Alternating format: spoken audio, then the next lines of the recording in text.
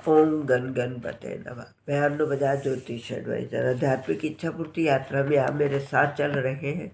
शिव महापुराण की कथा में 41वां अध्याय एक भाग सुन रहे हैं।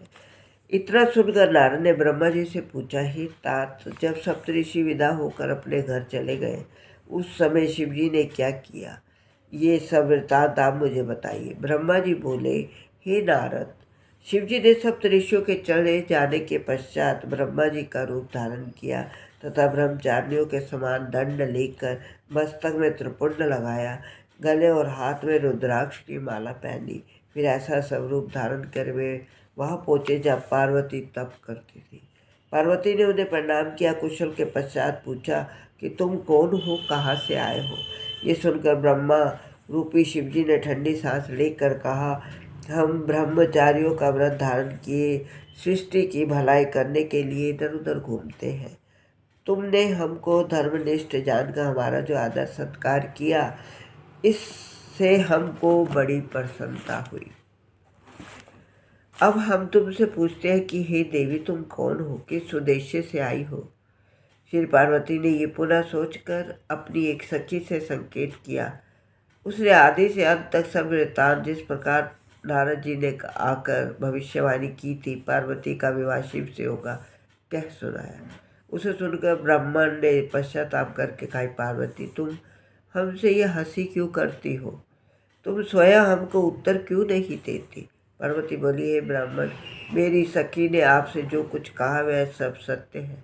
मैं ये चाहती हूँ कि मेरा विवाह शिव के साथ हो। ये सुनकर ब्रह्म वेशधारी शिवजी ने शब्द जाल फैलाते हुए कहा, हे गिरजे, तुम जो चाहो सो करो, हमको उससे क्या मतलब।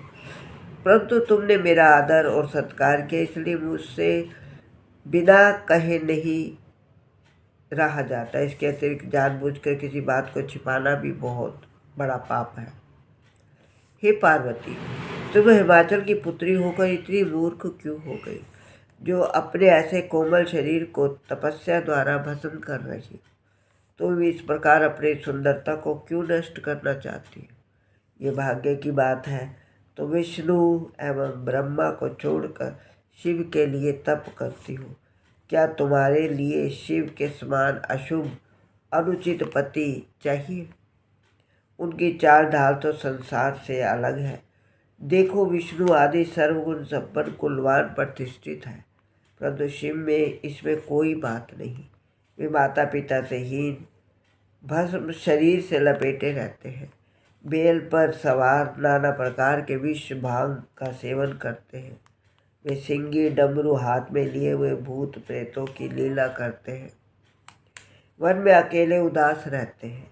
उन्होंने कामदेव को, जो स्त्रियों को प्रिय, जला दिया। नारद ने भी तुमको उनके अवगुण न बताकर इस प्रकार छला है। फिर नारद का तो ये स्वभाव है कि संपूर्ण सृष्टि में इस प्रकार के उत्पात करते फिरते हैं। उन्होंने दक्ष प्रजापति के सब लड़के नष्ट कर डाले, हिरण्यकश्यप के लड़के के साथ छल किया। वे प्रकट में साधु बनकर सबको छला करते हैं। तुम उन सब बातों को भुलाकर समझ से काम लो, अपना काम करो। अब अभी कुछ नहीं बिगड़ा। तुम स्वर्ण जटित अंगूठी छोड़कर कांच को क्यों ग्रहण करती हो। गंगा जल छोड़कर कुएं के जल में जाने की इच्छा क्यों करती हो। शिव महापुराण की कथा आगे सुनने के लिए आप मेरा अगला वीडियो देखिए। ओम नमः शिवाय।